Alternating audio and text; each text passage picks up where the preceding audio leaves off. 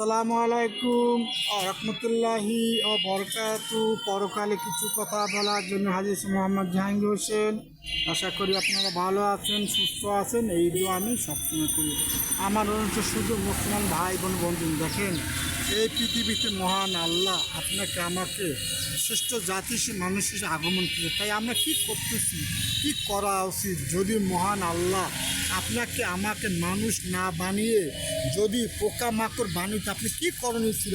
আমি কি করতেন? মহান আল্লাহর শুকরিয়া জানেন যে আপনি আমাকে মানুষে আগমন করবেন। আপনাকে আমাকে মানুষ না হয়ে যদি রব্বুল আলামিন মিডিয়াম বিশ্ব যদি আগমন করে পৃথিবীতে আর জঙ্গলে জঙ্গলে থাকতেন, তখন আপনি কী করতেন? দেখেন, একটু ভাবেন, একটু চিন্তা করেন, তাই রব্বুল আলামিন শুকরিয়া আদায় করেন যে আল্লাহ আপনাদের লাখ লাখ শুকুর যে আমাকে মহান আগমন সৃষ্টি মানুষ আগমন করছেন, শ্রেষ্ঠ জাতীয় আগমন আসছে।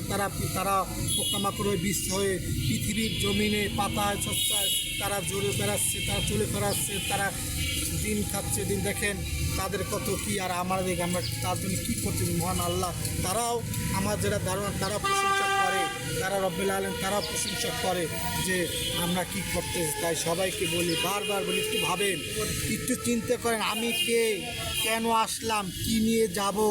রব্বুল আলামিন যদি বিশ্বে আগমন করতো তো আপনি আমার কিছু করার ছিল না, তাদের কোনো বিচার নাই।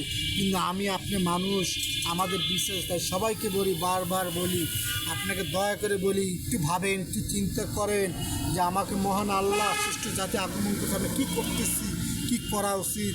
যদি আপনাকে আমাকে বিশ্বই আগমন করতে এভাবে থাকতাম, কত আমাদের নাম থাকতো না, কোনো যশ থাকতো না। তাই আপনি আমাকে মানুষের আগমন, তাই বারবার বলি, কিন্তু যে প্রান্তে থাকেন পাঁচ ওয়াক্ত নামাজ পড়েন, নবীর তরিকা চলেন, পৃথিবীর সঙ্গে ভালো ব্যবহার করেন। দেখেন ওর বিচার নাই, কিন্তু আপনারা, আমি মানুষ, আপনার আমার বিচার আছে। তাই বারবার বলি, সবাইকে বলি, যদি কথা কোনো ভুল ভ্রান্তি হয় আমাকে ক্ষমা করে দেবেন।